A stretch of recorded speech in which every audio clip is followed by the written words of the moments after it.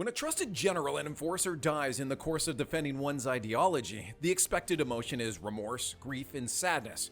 But in the case of Darth Sidious, the reverse was the case. Of course, we know that Palpatine was no ordinary person, but his reaction to the death of Tarkin is anything but shocking. Welcome to Star Wars Deconstructed, students of the Force and acolytes of the galaxy. Whether you're a Jedi Sith or somewhere in between, join us today as we venture deep into the Star Wars galaxy to take a deeper look into the reaction of Darth Sidious to the death of his most ardent and trusted general, Grand Moff Wilhuff Tarkin. Tarkin was born on the planet Eriadu and came from a wealthy and influential family. He received a quality education and developed a strong sense of discipline and ambition. Tarkin joined the Republic Judicial Forces, where he honed his military and leadership skills. During the Clone Wars, Tarkin served as a captain in the Republic Navy. He played a significant role in various military campaigns, including battles against the Separatist forces. Tarkin's strict adherence to regulations and his strategic brilliance caught the attention of Chancellor Palpatine, who saw potential in him. Apart from catching the eye of Palpatine, Tarkin also caught something else. He caught the skepticism and critical view of the Jedi Order. He did not believe in the way the Jedi handled the Clone Wars, and this was one of the other things that endeared him to Chancellor Palpatine, who later became Darth Sidious. After the end of the Clone Wars, Palpatine transformed the Republic into the Galactic Empire and declared himself Emperor. Tarkin aligned himself closely with Palpatine, pledging his loyalty and embracing the Empire's vision of order and control. Tarkin was appointed as a Moff, a regional governor within the Empire, overseeing several sectors. As a Moff, Tarkin was a staunch and unwavering loyalist to Emperor Palpatine. He wholeheartedly embraced the Emperor's vision of order and control, and this loyalty was evident through their association. Palpatine valued individuals who were loyal and devoted to him, and Tarkin's commitment and trustworthiness made him a reliable and valuable asset.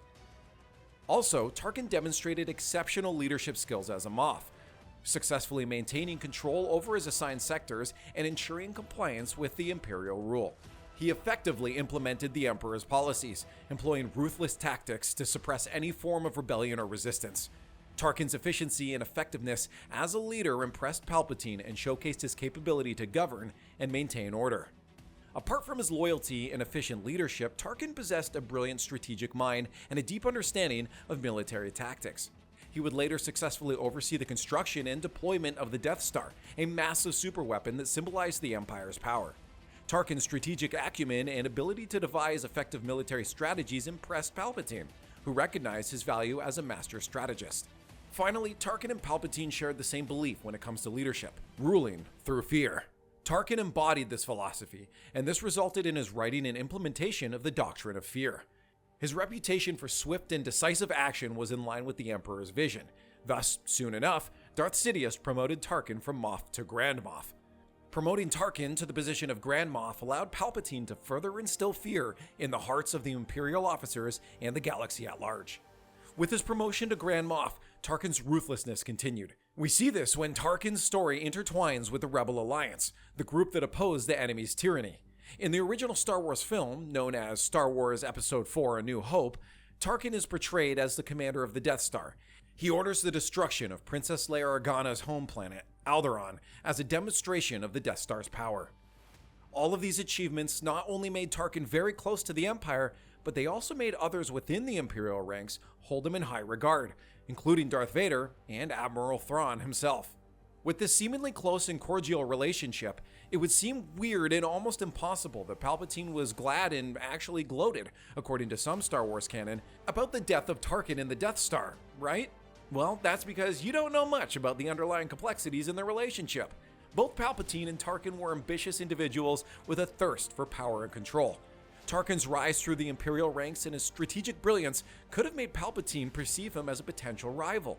Palpatine, being highly calculating and paranoid, may have harbored a sense of unease about Tarkin's influence and capabilities.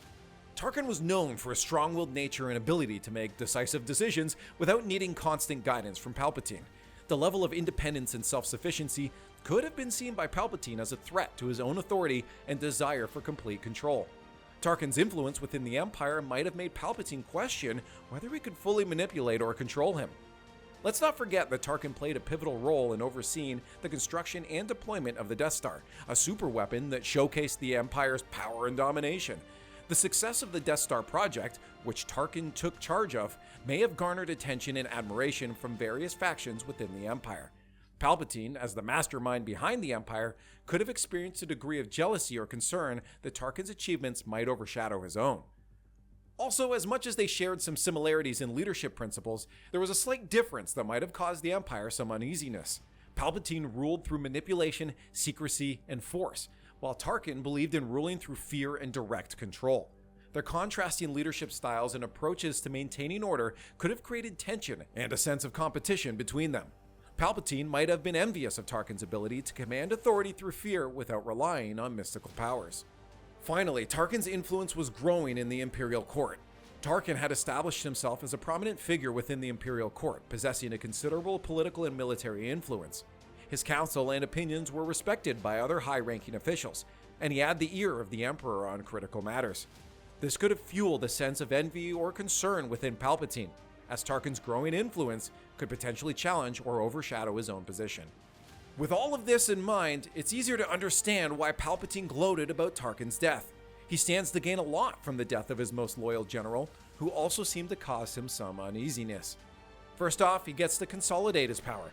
Tarkin was a highly influential and respected figure within the Empire. His death would remove a potential rival and consolidate more power in Palpatine's hands. With Tarkin gone, Palpatine could exert even greater control over the Imperial military and political apparatus, ensuring his dominance and authority. The demise of Tarkin also ensures the elimination of independent thinkers in the Imperial Council. Not that this should be a problem, but if you are as paranoid as Palpatine, independent thinkers around you would worry you too.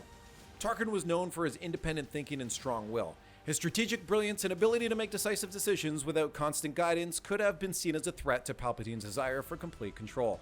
By removing Tarkin, Palpatine would eliminate a figure who had the potential to challenge his decisions or act autonomously, ensuring that his orders and vision would be followed without question.